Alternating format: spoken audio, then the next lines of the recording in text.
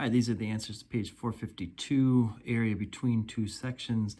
And number 3 wanted us to just set up an integral that would represent this. In order to know what that integral would be, we have to know what the top function is, what the bottom function is. So notice how the bottom function is a quadratic that opens up, and the top function is a quadratic that opens down.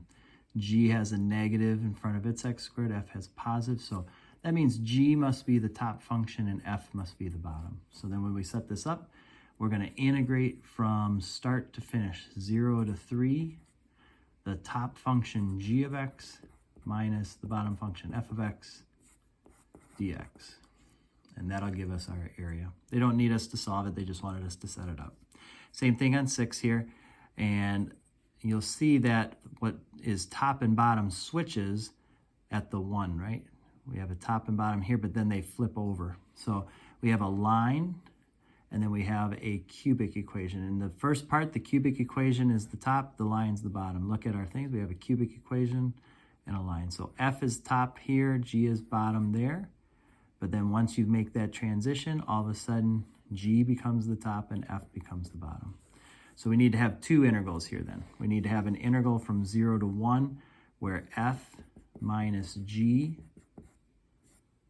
will be the height of it. And then plus an integral from 1 to 2 where now g minus f is the integral.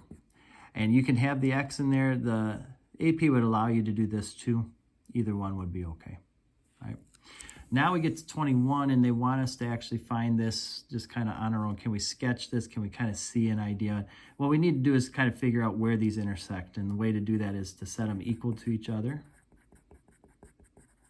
All right, and then solve, bring everything over to this side.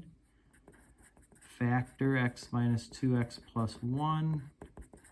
And this is going to give us x equal 2 or negative 1. So those are going to be our limits, all right? So we're going to be integrating from negative 1 to 2. We need to know what the top function is, what the bottom function is. So if we kind of make a quick little sketch here, x squared plus 2x plus 1. If I put 0 into that, I'm going to get 1. If I put 1 into there, I'm going to get 4. I'm assuming kind of opens up. If I put negative 1 in, I get 0. So it looks like it kind of opens up this way. Whereas 3x plus 3, I know starts up here at 3, has a slope of 3. It kind of looks like that, right? So I'm assuming they intersect here. That's the 2. They intersect back here at negative 1. So the line is my top function. 3x plus 3 minus x squared plus 2x plus 1. All right. Now that's going to give me a negative x squared plus x plus 2. I'm going to run out of a little room here. All right, that's after I simplify this, this is what I get. So when we integrate, we're going to get negative x cubed over 3 plus x squared over 2 plus 2x. Evaluate that from negative 1 to 2. Okay, when we do that, it's top in there, so put the 2 in, I'm going to get negative 8/3 plus 2 squared 4. 4 divided by 2 is 2. Plus 2 times 2 is 4. All right, so that's the top. Minus, now put the bottom in, negative 1. Cubed is negative 1. Take the opposite, we'll get positive 1. Put negative 1 here. Negative 1 squared is 1, so it's going to be 1/2. And then minus 2. All right, and then if you work this out, I believe negative 8/3 minus thirds, negative 9/3. So that's negative 3 plus 2 is negative 1 plus 4 is positive 3. Minus negative 2 would be 5. Minus half gives us 4.5. All right, so a similar idea on 23. We've got y equal x, y equal 2x, and then y equals 0. So if I were to sketch that, this is a little bit easier to sketch. Y equal x is just a line that goes like this. 2 minus x is a line that looks like that. And then y equals 0 is right here. So we're looking at this triangle then, okay? And if I'm doing this triangle now, I don't necessarily need to do top minus bottom. What I need to do is figure out where this transition happens and split it into 2 separate integrals, one under the y equal x and then one under here. So if I say x equal 2 minus x,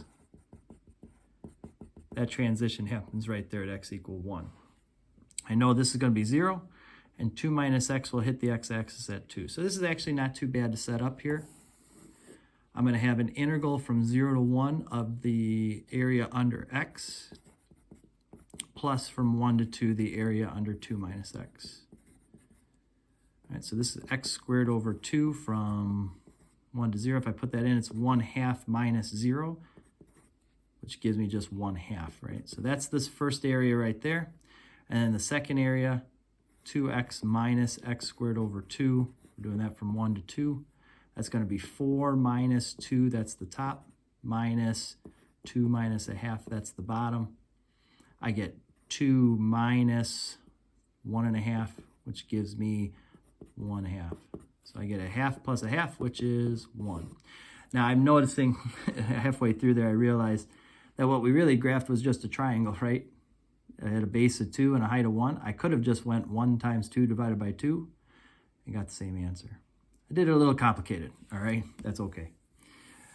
And then now we get 29, and 29 turns us around, and now we're looking at it from the y perspective. So in other words, instead of going from here to here, we're really going from bottom to top. We're going from y equal -1 up to y equal 2. We're letting g of y equals 0. Now that doesn't mean a horizontal 0. That actually means we're going on the y-axis right here, okay? And the other function we're using is this y squared plus 1, and that is a little odd, I'm sure. But think about putting in some y values and then see what you get. If you put -1 in there, you're going to get 2. If you put y equals 0 in there, you're going to get 1. If you put 1 in there, you're going to get 2. If you put y equal 2 in there, you're going to get 5. So this graph looks kind of like this. And what we're doing now is we're finding the area here, okay? So in other words, we're going to integrate from y equal -1 to y equal 2, the area that has a height of y squared plus 1 dy. So we're basically doing just basic integration, but now in terms of y instead of in terms of x. So it's a good review of what we can do that. If I integrate that, that's y cubed over 3 plus y. And now if I put 2 in, I get 2 cubed, that's 8/8 plus 2. There's my top. Minus, put -1 in, I get -1/3 plus -1. All right, so 8/3 minus -1/3, that's 9/3. So that's 3 plus this 2 minus -1, that's plus 1. I end up with 6 for our answer. So a good review. I'm sure it's been a while. Maybe some of this doesn't look that familiar, but hopefully you start to feel a little bit more comfortable with it.